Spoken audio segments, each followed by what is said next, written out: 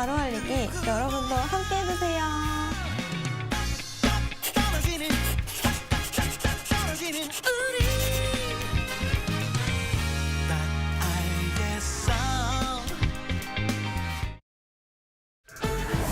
Held its first debate over the weekend. The economy is expected to expand 2.5% this year. Boosting Korea's ties with its global partners on the sidelines of the Status UN summit. It's a massive drone attack on Ukraine overnight on Monday and Tuesday.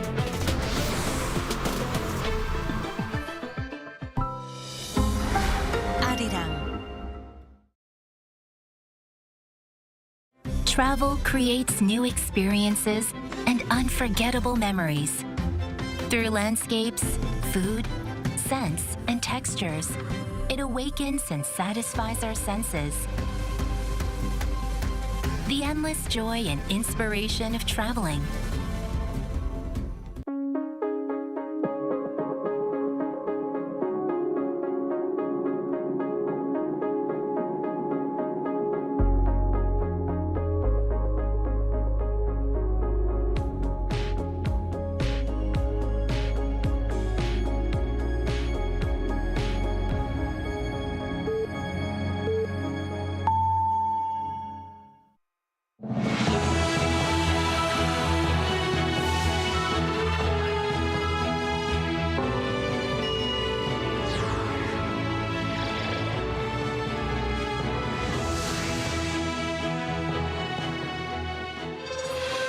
The 2 days of early voting ended on Friday evening, with the voter turnout reaching the second highest of over 34%.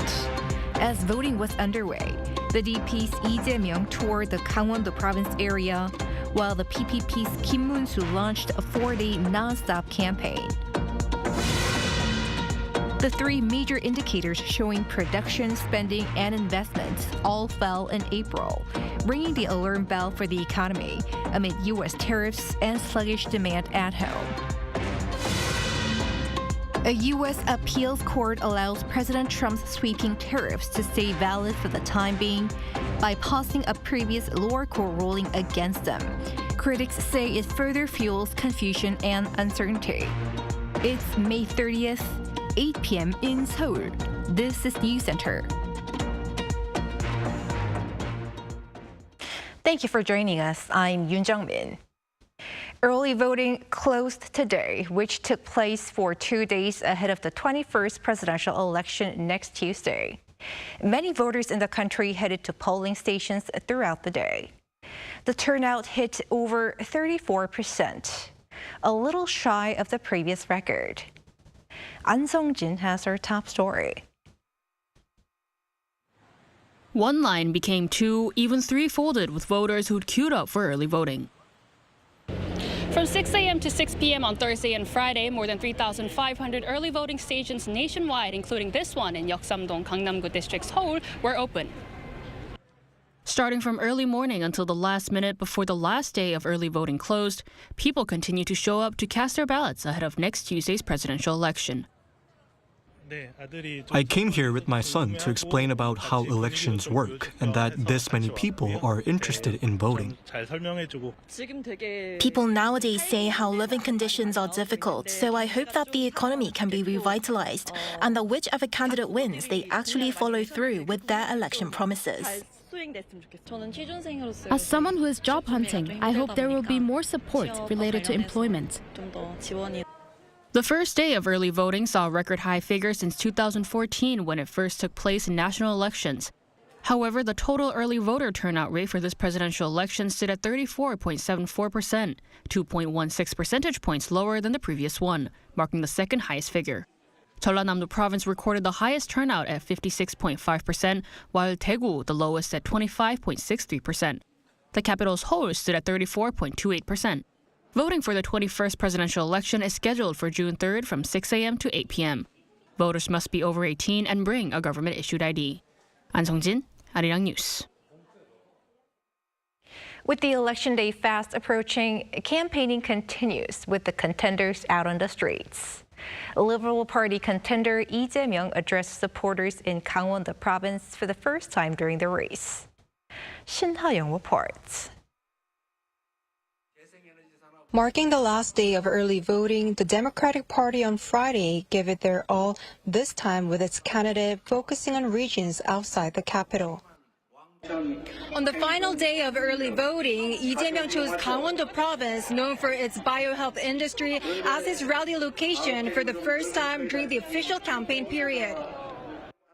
During his visit to the city of Wonju, which the party describes as home to public bio and medical institutions, he emphasized the need to support the region in a way that aligns with its specialty.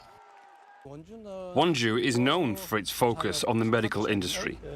We should continue to support it as much as possible under the existing policies. On Friday, he pointed to reviving the domestic economy as the top priority after the election. The most urgent priority is to revive the domestic economy. Since the current extra budget is too small, the focus should be on expanding it. Meanwhile, regarding Thursday's record-high early voting turnout, the DP said it was a clear reminder that votes are more powerful than bullets. The party attributed the high turnout to the public's strong desire to end the insurrection fallout and put the country back on track. In the 2022 presidential election, early voting turnout hit a record high of 36.9%. Let's break that record again today. By taking part in early voting, you can help end the insurrection, restore livelihoods, and bring the country back together. The party said that it will stay humble and focus on the people's wish for a change in government. 신하영, Arirang News, Wonju. Conservative Party contender Moon-soo launched a non-stop campaign, meaning he's not going home until the election campaign is over, to rally as much as possible across the nation. Kim Do-yeon has the latest. Covering as much ground as possible is People Power Party presidential candidate Kim Moon-soo's last-minute push strategy. On Friday, he took off for a 90-hour trail without going home. And as he was about to meet as many voters as possible, he started off with a long plea for votes. The People Power Party has had many shortcomings. I deeply reflect on and sincerely apologize for having disappointed the people. We deserve the criticism and we will reflect on it deeply. We will not shy away from self-sacrifice, making tough decisions for the greater good, and pursuing policy innovation. For this first day of the marathon, Kim rallied in Gyeonggi-do Province and Chungcheongbuk-do Province before wrapping it up in Gangwon-do Province. With the voters already casting their ballots, he's not trying to put in new messages against his rival, but has been reiterating that Lee Jae-myung has too many legal risks and that DP will have too much power if it wins the presidency as well. To add to the efforts, Kim also has been appearing on stage with some well-known liberal politicians such as Son Hak-kyu and Chun Byung-won, who formed their own factions as anti-Lee Jae-myung. As for the high voter turnout in early voting, the party claimed the credit, saying the number reflects anti-Lee Jae-myung sentiment and that it's also a signal that things are turning around. I believe this high voter turnout reflects the people's strong and resolute will to stop a monstrous dictatorship.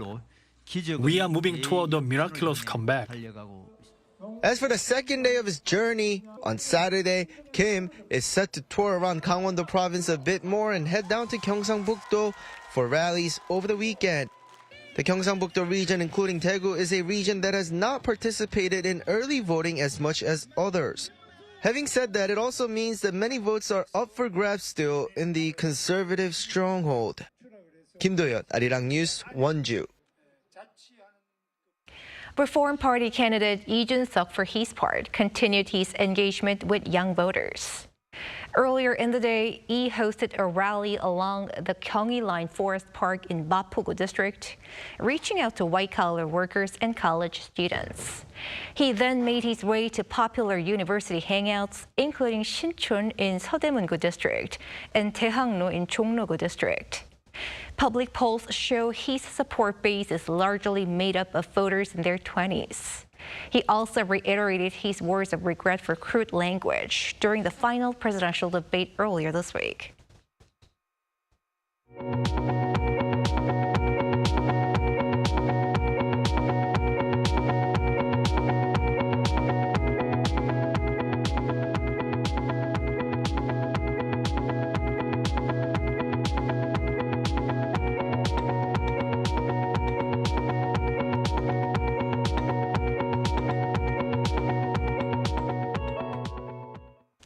Findings for the month of April show an on-month slump in all three major economic indicators of industrial output, retail sales, and investment, ringing the alarm bell for the economy. Jun-seok covers these findings. South Korea's industrial activity weakened in April, with production, consumption, and investment all declining under the weight of U.S. tariffs and sluggish domestic demand. Data released Friday by Statistics Korea shows overall industrial production dropped 0.8% from March, reversing a previous upward trend. Output fell across major sectors, including public administration, manufacturing, services, and construction.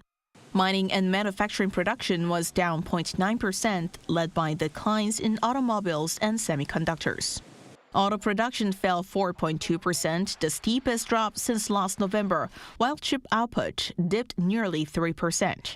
April's figures are seen as the first clear reflection of Washington's newly imposed tariff barriers on Korean exports. Hyundai Motor Group's full-scale launch of production at its Georgia-based Metaplant America factory is also believed to have contributed to the drop in domestic manufacturing. Consumer activity showed continued weakness. Service output edged down 0.1% as gains in retail were offset by declines in professional, scientific, and financial services. Retail sales, a key gauge of goods consumption, slid by 0.9%, with purchases falling across all categories, including clothing, durable goods, and non-durable items. It marked the second straight month of decline following a 1% drop in March.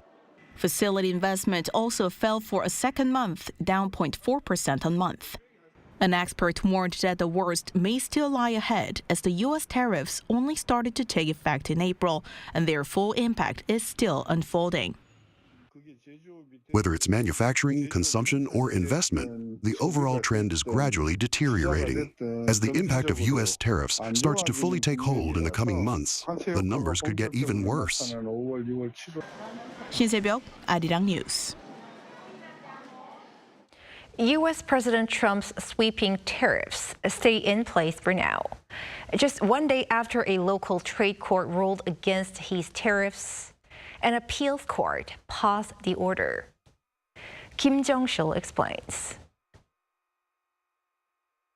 A U.S. appeals court has allowed President Trump's trade tariffs to stay in place for now by putting a temporary hold on a lower court's decision to block them. This puts on hold Wednesday's ruling by the U.S. Court of International Trade, which said Trump had gone beyond his legal powers in imposing sweeping tariffs on imports under an emergency powers law. The law known as the International Emergency Economic Powers Act, or IEEPA, says the president may use its powers only to address unusual and extraordinary national security threats. The court said IEEPA does not give the president full control over trade policy. But on Thursday, the appeals court said that decision would not be enforced while judges review the case. It gave the plaintiffs until June 5th to file their response. Also on Thursday, a federal judge in Washington, D.C. issued a separate ruling finding parts of Trump's tariff policy unlawful. The judge wrote that the IEEPA does not enable the president to unilaterally impose, revoke, pause, reinstate, and adjust tariffs to reorder the global economy. Earlier that day, the White House defended the tariffs, saying they're necessary to protect American industries. President Trump is in the process of rebalancing America's trading agreements with the entire world, bringing tens of billions of dollars in tariff revenues to our country, and finally ending the United States of America from being ripped off. With legal challenges mounting, the future of the tariffs remains uncertain. Kim Jong-sil, Arirang News. More than a year ago, the UN panel of experts on North Korea, which monitors sanctions against the regime, was disbanded after Russia's veto. An alternative multinational team is now filling the gap, which released its first report. It reveals details on arms trade between North Korea and Russia, including the latter's reward to the regime. Kim Bo-kyung has more. North Korea has provided enough heavy artillery to Russia for 3 brigades, while Russia offered air defense systems to the North in return. This from the very first report by the Multilateral Sanctions Monitoring Team released on Thursday. The team serves as an alternative framework to the UN panel of experts on North Korean sanctions monitoring after it was disbanded in March 2024 due to Russia's veto. The inaugural report by 11 participating states focused on the illegal military cooperation between Pyongyang and Moscow. The North has supplied Russia with over 20,000 containers worth of artillery shells and related materials since September 2023. Around 9 million artillery and rocket shells were transferred to Russia over 49 cargo shipments last year. And so were more than 100 ballistic missiles, over 200 heavy artillery pieces, as well as anti-tank missiles and rockets. Furthermore, 8,000 North Korean laborers were dispatched to Russia last year, and several thousand more are planned to be sent in the first half of this year. Russia, meanwhile, has transferred at least one Panzer-class combat vehicle, along with electronic warfare jamming devices since last November. Through a joint statement, the team urged the North to engage in meaningful diplomacy and said it will continue to monitor the implementation of UN Security Council resolutions on the North. Kim Bo-kyung, Arirang News. At a time when the world is facing myriad challenges, an international peace forum brought together pundits from around the world to Korea's Jeju Island. Among the issues addressed was a possible U.S. troop drawdown from South Korea. Our foreign affairs correspondent Pyongyang takes a look.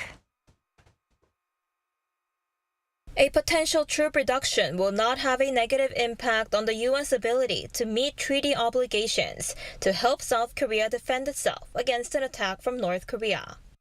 That's according to retired U.S. Navy Admiral Harry Harris, a former U.S. ambassador to South Korea and a former head of U.S. Indo-Pacific Command.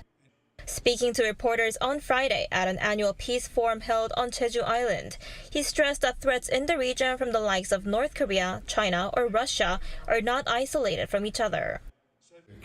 Again, we have to look at them holistically. And I believe that if is the key word here, if there was a restructuring of some forces in Korea, ultimately it would serve to defend Korea better than it would not. His comments come after the U.S. is reportedly considering withdrawing around 4,500 troops deployed to South Korea, and as the Trump administration will likely seek to renegotiate a deal on sharing costs for maintaining forces in Korea. Scott Snyder, the head of the Korea Economic Institute of America, who was also at the Jeju Forum, noted that there needs to be a broader discussion on this issue, including in areas such as technology and defense industrial production. Honestly, I don't think that President Trump could get what he wanted from it last time in the first administration, and it basically failed to be used as a lever. But we have so many other ways that we're cooperating on defense issues in the world. And so there's a lot to be considered. During his first term, Trump called for a whopping 5-fold increase in Seoul's contribution to maintaining U.S. troops. He will likely seek to renegotiate a deal on this once South Korea has a new president next week. With the Trump administration demanding that Seoul increase its share of defense costs, this issue remains as a crucial challenge for the next Korean government to overcome. Pyongyang, Arirang News, Jeju.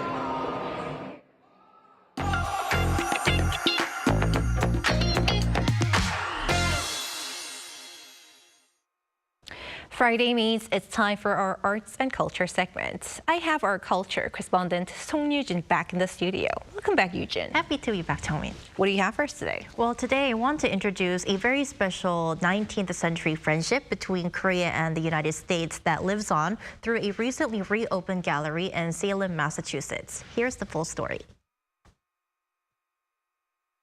Founded in 1799, the Peabody Essex Museum in Salem, Massachusetts is the oldest continuously operating museum in the United States. It's also the first American museum to purposefully collect Korean art. This month, the museum reopened its newly expanded and more diverse Korea Gallery named after Yoo Gil-jun, a pioneering Korean scholar and politician. Our relationship with Korea is really based on this diplomatic kind of relationship, as well as cultural exchange.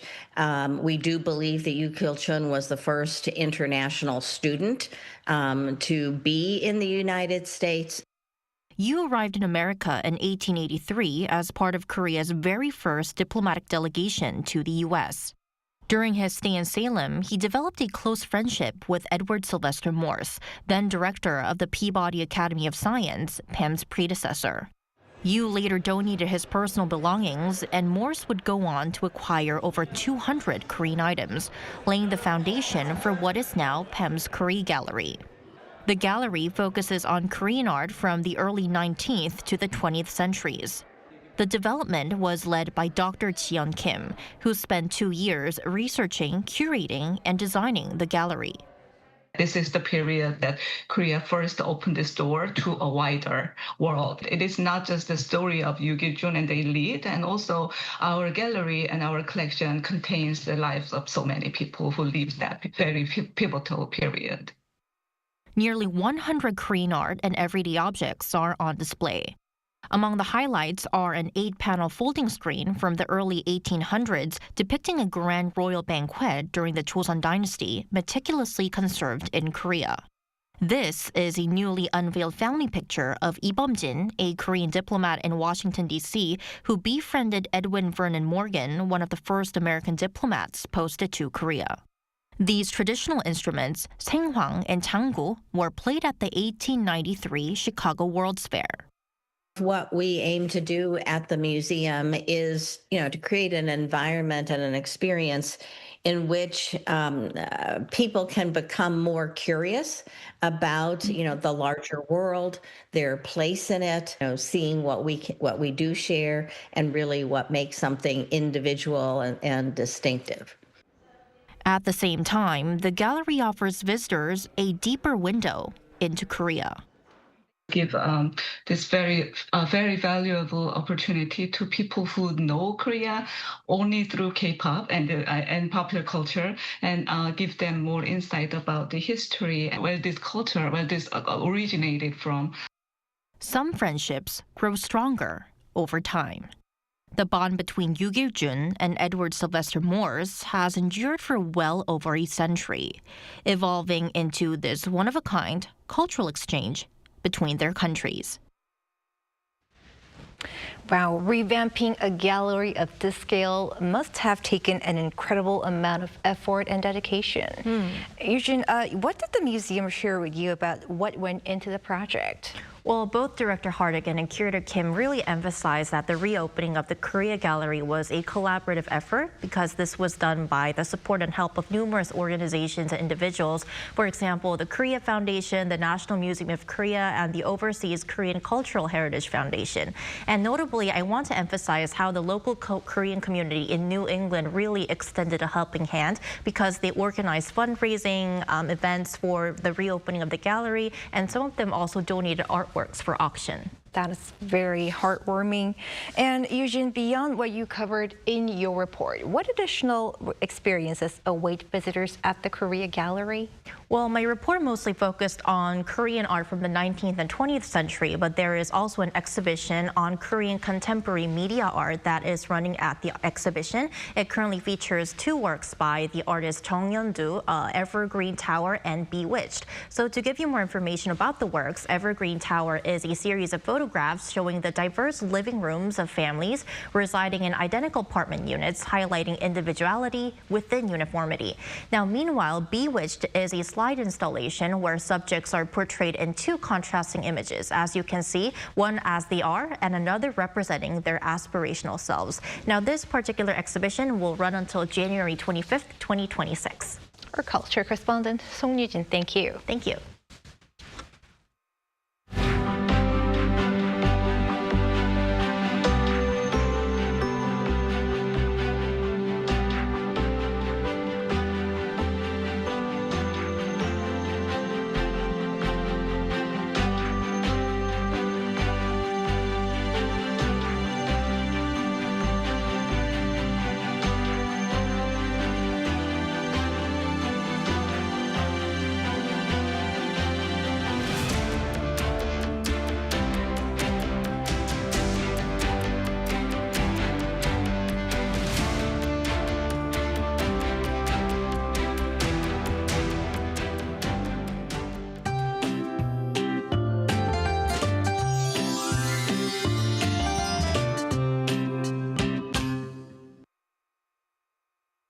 Early summer heat is continuing all over the country. It'll fly hotter in the middle of the day today than yesterday. Today's daytime temperature in Seoul soared up to 29 degrees Celsius, about 2 degrees higher than yesterday. Temperatures will stay very similar to today throughout this weekend. Skies are expected to be mostly sunny on the weekend without any rain or showers. However, as the temperatures in the inland areas will be as hot as around 30 degrees, the ultraviolet index will also rise from high to very high across the country. It is recommended that people stay indoors or stay in the shade while enjoying outdoor activities. Tomorrow's Seoul and Jeju will start off at 16 degrees, Daegu at 12 degrees. Highs will move up to nearly 30 degrees in most parts of the country. On the day of the election, the sky will be cloudy nationwide. Rain is forecast only in Gyeongsangnam-do province and Jeju Island. That's all for Korea. Here are the weather conditions around the world.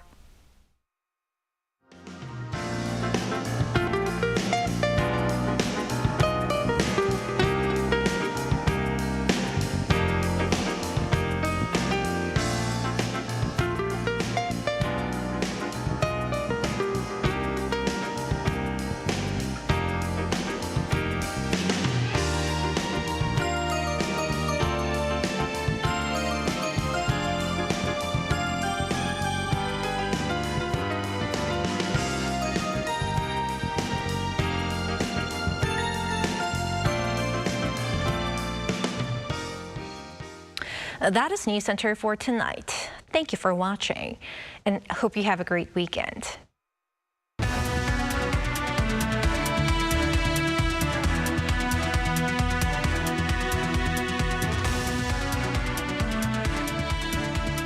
Travel creates new experiences and unforgettable memories. Through landscapes, food, scents, and textures, it awakens and satisfies our senses.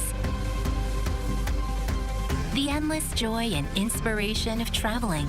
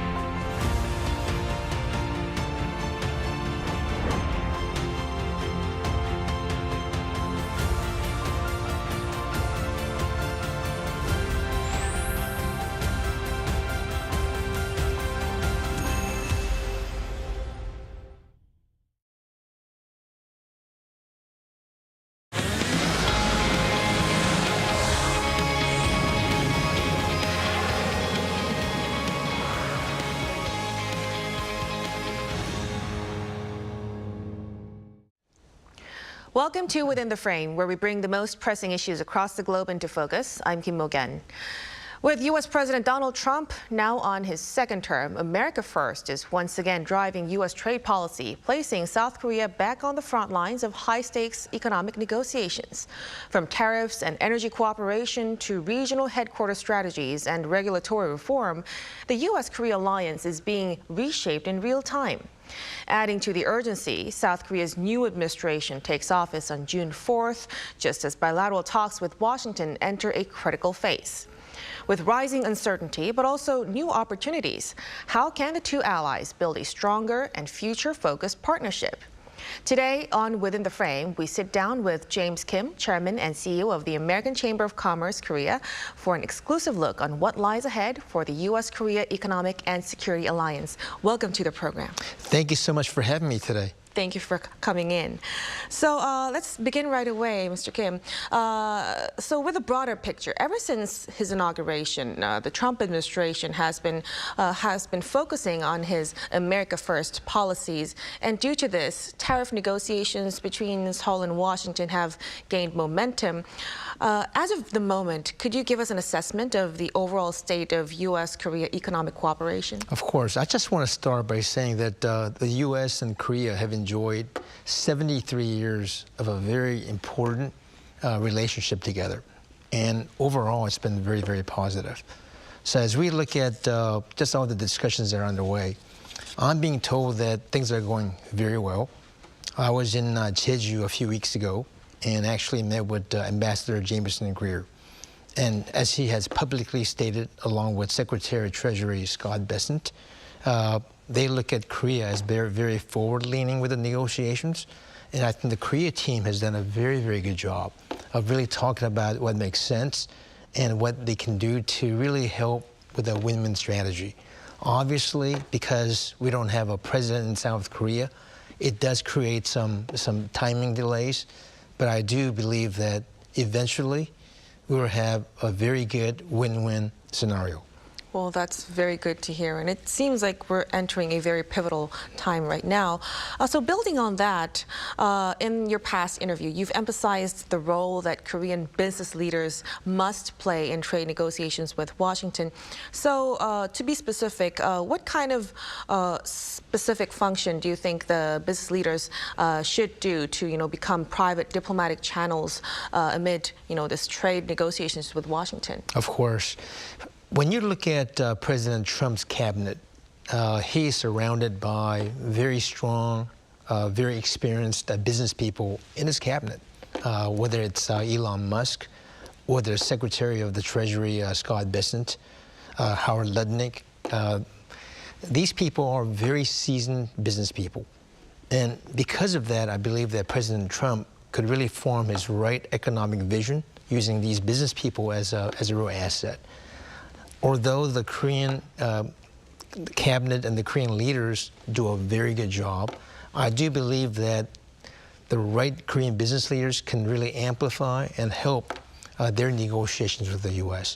I believe that people like Chairman Choi Tae-won, who is the head of the Korea Chamber of Commerce, is already doing that, as he had invited a delegation from Korea to Washington, D.C. I always like the work from Chairman Jung-seok from Hyundai. Just his visibility and his credibility is very helpful. And the very fact that Hyundai was the first to step up and make a huge $21 billion commitment to the U.S. shows strong leadership and positions Korea as the right country that can take it forward. Right. So this business-led leadership diplomacy would definitely give a push, especially when government-level talks hit roadblocks as well. Now, speaking of this government strategy, now, it's always critical, but in negotiations with the Trump second era, what should be the top priority in foreign and trade policy preparations for South Korea's incoming administration? The way they ought to look at it is, since the U.S. is so important to South Korea, look at what President Trump is focused on. He's really focused on two things.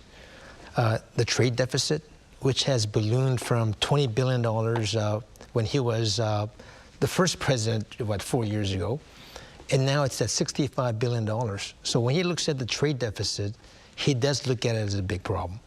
And when he looks at what's causing a lot of the trade deficit, of course, Korean companies have done an amazing job investing a lot in the U.S., but he views non-tariff barriers as a big challenge for why they're not selling more U.S. products into South Korea, which is the reason why at AmCham we came up with a study that talks about and identifies 66 regulatory challenges that could be perceived as non-tariff barriers. And if the Korean incoming administration can focus on resolving and fixing some of these issues, I believe President Trump will be very, very happy. But he's a business person. He wants to see results and not just talks. And we have to see eye to eye Yes. what he really wants to change. Now, let's also look at a specific area of cooperation. At a recent forum, you've highlighted the expansion of LNG partnership as a key pillar of cooperation. Could you elaborate for our viewers why LNG is so important, such a strategic importance at this time? Well, I think LNG really provides for economic and energy security for both U.S. and Korea. Obviously, Korea relies mostly on imported natural resources. And for the U.S., they view Alaska as having a major asset that should be deployed in places like Asia. Fortunately, I spent 2 days with Alaska Governor Michael Dunleavy. We met with a lot of different people here in South Korea, all the key government officials, to all the business leaders as well. He is very, very firm on how important the Alaska LNG project could be and how it could be very helpful to Korea. But also at the same time, if we can successfully get it implemented, just the issue of trade deficit should go away pretty quickly. It's something that Korea needs. It's something the U.S. wants to really do a bang-up job on promoting. And the Alaskan governor is really, really convinced that he has the right tool to make it happen on this get-around. So it's definitely a big bundle of negotiations to talk to. Now, as for the private sector, Mr. Kim, like chambers of commerce, what kind of cooperation or role do you think it should play to have a balanced trade economic cooperation between the two countries? And what kind of specific efforts is AmCham currently pursuing in this regard? You know, I've always believed in taking a very pragmatic, practical role that actually shows some results. When we say we want to help reduce the trade deficit, we're not just talking. We are really acting with some specific programs that we have.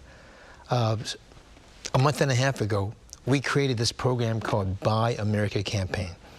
The Buy America Campaign was started with a specific purpose of helping bring more U.S. goods into South Korea, something that President Trump really likes. It's something that our member companies would really like. So what do? We had set up 4 MOUs to date.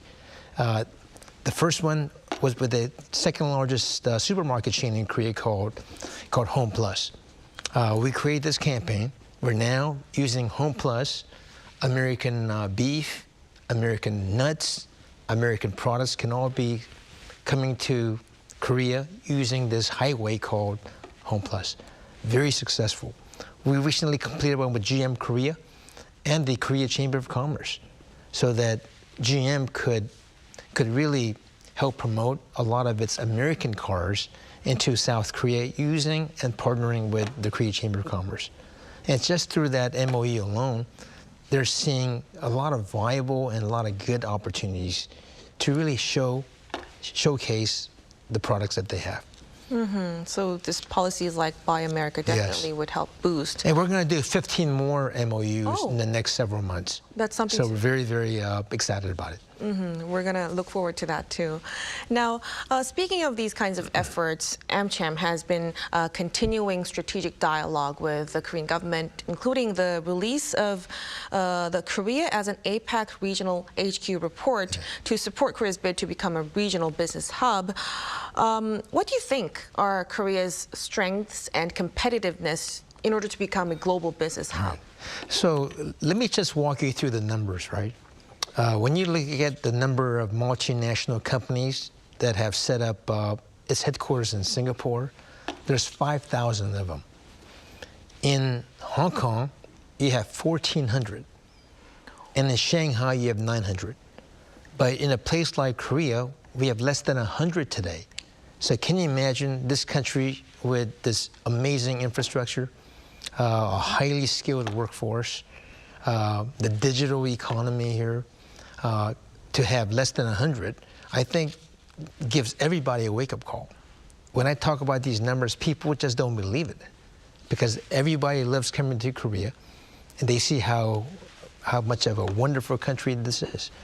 So now, moving ahead, I'm talking to the Korean government constantly about what we can do to help make that a better place for regional headquarters to be set up in Korea. Well, it's a shocking figure, yes. But it also means South Korea has more chances and opportunities. Absolutely. Right? So I'm telling the Korean government that they should really have a tangible and a practical look at how many should we have here. And I really believe the right number is to go from 100 to 1,000. And if the Korean government and the Korean ecosystem can really get on that bandwagon, I think executing 1,000 should not be a problem. And I think Koreans are one of the best executors of a business strategy once they come to terms with it. Of course, of course. So negotiations on that front would be definitely necessary. Yes. Now, when it comes to opportunities, as we've been speaking, you've noted that the trend of global companies moving out of China due to the tensions with Washington spurred by could become an opportunity for South Korea as well. What kind of regulatory obstacles do you think must be urgently addressed to capitalize on this shift? Yeah. And what support would be necessary? Hey, first and foremost, I do think that there are still many U.S. companies in China. Despite some of the challenges that both countries seem to have. Is it going to be no business from now on? I don't think so. I think you still see a lot of activity in China. That said, I always believe in diversification. For many years, China was Korea's #1 trading partner. But now, with Korea looking at the U.S. as its primary trading partner and elsewhere, it's a great strategy to have. So to answer your question, I would say the #1 regulatory concern that many U.S. companies have here starts with labor. Simply put, the inflexibility to hire and to reduce workforce in Korea is very, very difficult. And that's something that I've talked to the Korean government about. It's a difficult challenge, but that needs to be resolved. The second has to do with something like the CEO risk in Korea. Unlike other countries, the CEO is personally liable, both criminally and professionally, on anything that happens under their watch. So it puts an unnecessary burden on CEOs who may not be responsible for some of those things that could happen under their watch. So those are a couple of things that are concerning. And third is taxation. Just a consistent, clear tax policy, I think, is very, very important. And I think the Korean government has done a decent job of fixing some of these things. But if you really want to compete with Singapore, Hong Kong, I think we need to step it up in all fronts. So labor flexibility and reducing CEO Yes. risk and also taxation Yes. would be helpful to address. Now, let's also look at the policy implementation front. You recently met with key presidential candidates we hear, including Moon-soo of PPP and Jun-seok of RRP. They all emphasized a strong will to pursue regulatory innovation to boost investment in the country. Well, although past administration had also pushed with these pro-business reforms, many seem to have failed to produce tangible results. What do you think were the underlying reasons for this, and what can we do differently from now on? Of course. I think that whoever becomes president, they need to, obviously put a strong team behind them. Besides candidate Jun-seok and candidate Moon-soo, I also had a chance to meet with the candidate Jae-myung as well. They obviously all offer something different. Some are a lot more conviction on things like the U.S. relations. But I do think whoever they surround themselves with be very, very important. And I think that all the candidates will do quite well, but they need a strong team behind them, because when it comes to U.S.-Korea relations, which is a topic that I'm very interested in, the right people need to really work together so that they could have the right win-win scenario. And if that relationship isn't there, it doesn't matter what you promise, it's just not going to work. So when you mean strong team, it means the team has to be having a single goal together. Yes. Right. So as we've been speaking, South Korea's new administration will be coming in on June 4th, and it will need to lead the trade negotiations with the second Trump administration and also attract global investment. In your view, what should the U.S.-South Korea economic cooperation head towards, and what roles and goals do you think AmCham envision itself to strengthen partnership moving forward? You know, we look at our role as a bridge in the economic front between U.S. and Korea. We are a non-political, non-partisan organization. So for our 73 years of history, we have worked with Democratic, administration, Republican administration, and here in Korea, very similar. So we feel we've had a very good relationship. So for us, we just want to ensure that the U.S. companies operating in Korea can get its fair opportunity to compete and do a lot of business here, which is helpful for the Korean economy. At the same time, we want to help Korean companies invest in America. That's something that President Trump is very, very interested in. So that's the bridge that we facilitate. And through the platform and the ecosystem we have, we feel we can be very helpful to the incoming Korean administration. Indeed, indeed. So it feels like South Korea and Washington is entering a defining moment in terms of cooperation, and AmCham is definitely doing a great role in becoming a bridge between the two countries. Now, before we wrap up our discussion, Mr. Kim, beyond trade deals and investment flows, public diplomacy also is a vital importance in shaping bilateral ties. And Arirang TV, of course, is an international broadcaster. It contributes to Korean global image and outreach. In your view, what role can media outlets like Arirang TV play in, strengthening Seoul, Washington diplomacy economically as well during the second term of President Trump? I've been in Korea now for 21 years, and I've had a very strong relationship with Arirang TV, even when I was the former CEO of Yahoo Korea 21 years ago.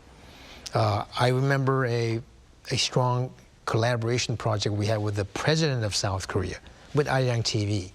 And that became a very public, global event. So I'm very pleased that we've had such a powerful relationship with Arirang TV.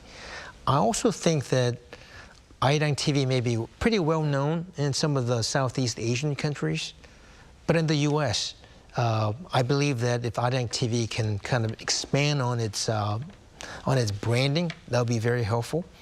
But look at the amazing talent that Arirang TV has really fostered. Give you a couple of examples. You have, Sherry Kang. You have Sherry Kang from CNBC, right? You have Sherry Ahn from Bloomberg. They're both originally, offspring from Arirang TV. So the very fact you guys can do that here is a real testament to the Arirang TV organization. And I think that I've seen huge improvements from 21 years ago, and I think it will get only better as the U.S. and Korea becomes even more important. And Arirang TV is going to be a very important, conduit for it. And we want to be helpful with that. Wow, so it really means a lot coming from someone who's been with Arirang TV from 20 years back. So broadcasters like Arirang hope to play a more meaningful role in fostering deeper understanding between the two countries. And someone like you, you've been here 9 years. I followed you on TV on all the different coverages, and you do an amazing job, so keep it up. Wow, thank you so much. Well, so I'm afraid we will have to conclude our super interesting discussion right now, but we really sincerely appreciate your time and your insights tonight. Great. Thank you so much for having me today. Thank you. Now that'll be all from us on Within the Frame. Be sure to tune in again next time as we continue to explore the stories that matter. Until then, stay informed and engaged.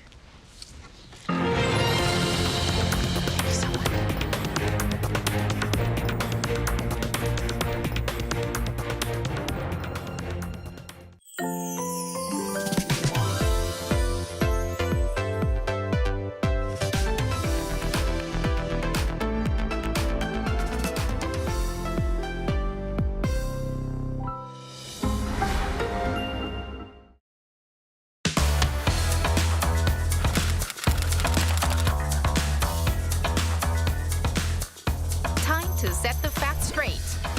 Get Korea right.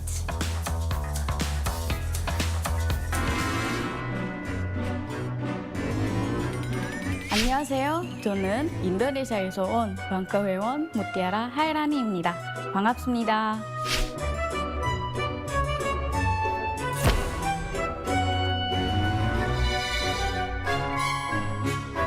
인도네시아에 왔을 때 한국 드라마를 즐겨봤어요. 그러다가 한국에 와서 대학을 다니게 됐어요. 한국 사극 드라마도 즐겨봤어요. 왕과 왕비가 살고 그리고 신하들이 회의를 하고 그리고 궁녀들이 일하는 그런 궁궐에 관심이 생겼어요.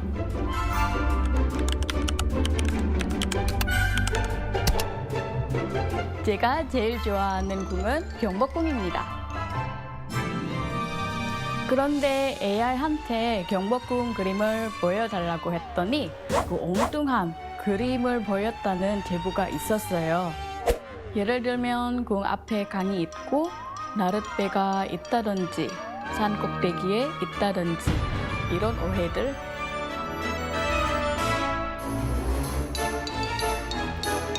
제가 직접 경복궁을 소개해드릴게요.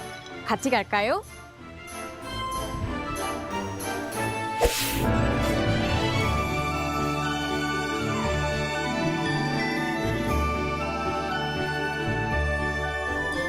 경복궁은 대한민국 역사와 문화의 중심지로 여겨져요.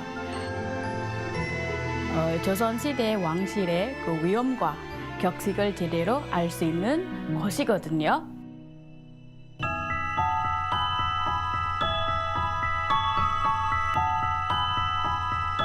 또 경복궁은 외국인 관광객이 많이 방문하는 그 서울의 랜드마크 중 하나입니다.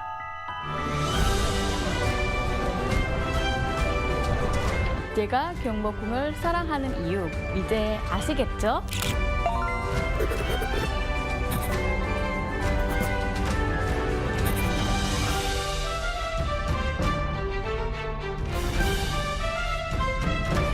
한국에 대한 잘못된 정보를 바로 찾는 일, 여러분도 함께 해주세요.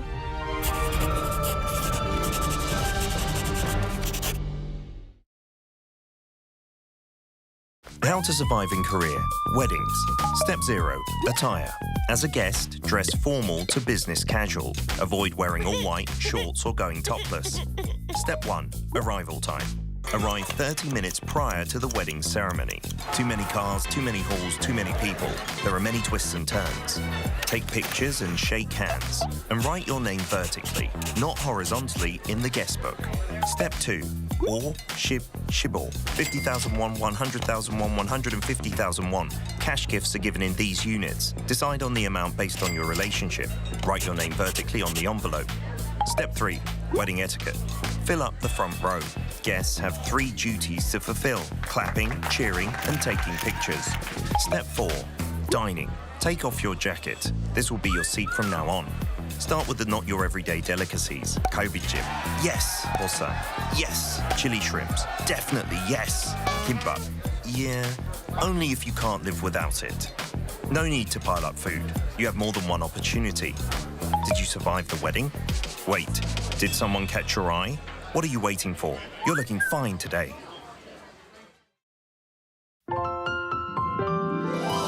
Your gateway to Korea, Simply K-pop. Hello, I'm your Simply K-pop MC Taewi of AB6. 반갑습니다. And your special Simply MC for today. Hello, I'm actress Hwang Ji-young.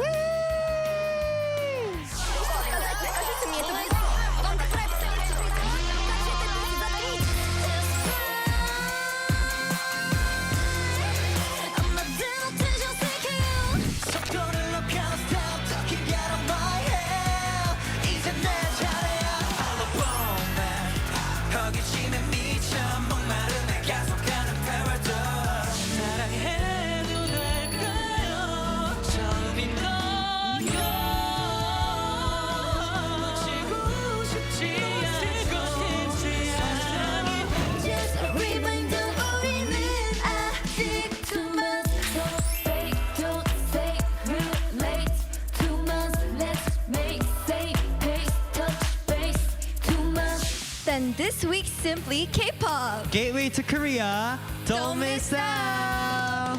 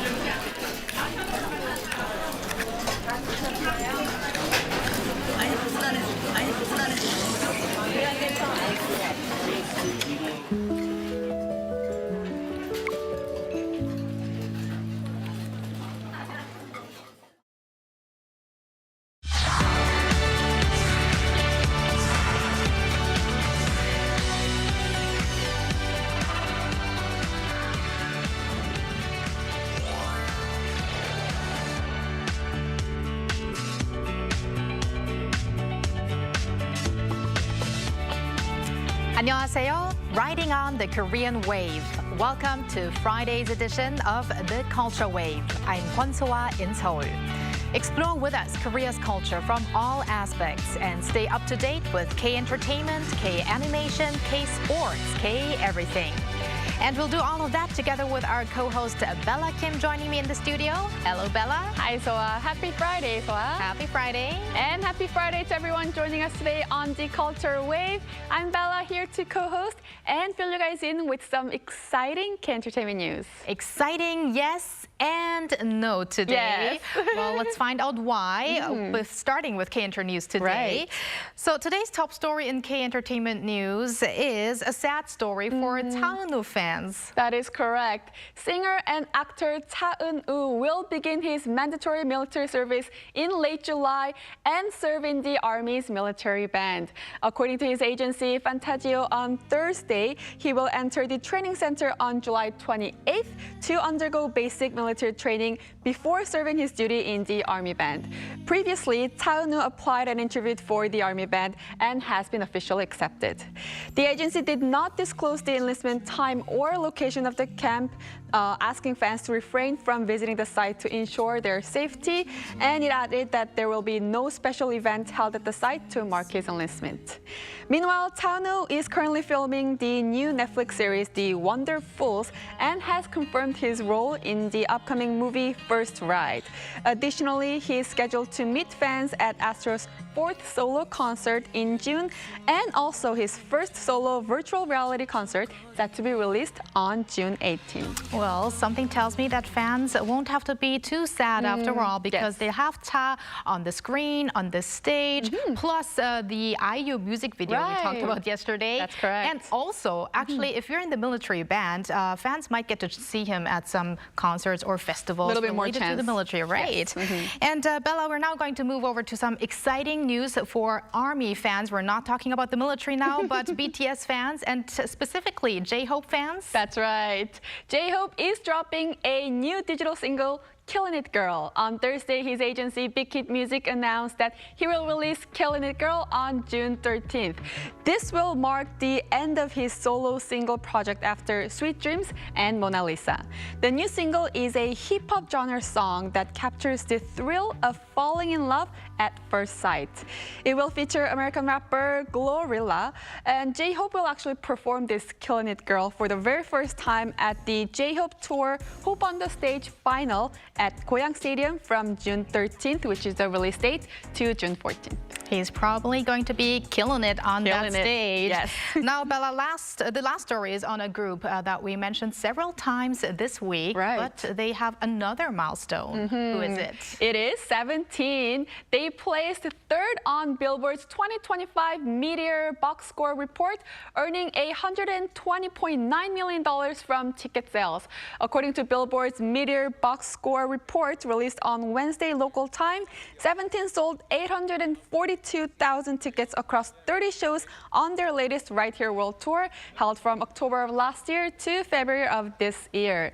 Billboard's 2025 Meteor Box Score report celebrates the top grossing and best-selling artists, venues, and concert promoters around the world for the period of October 1st, 2024 to March 31st, 2025.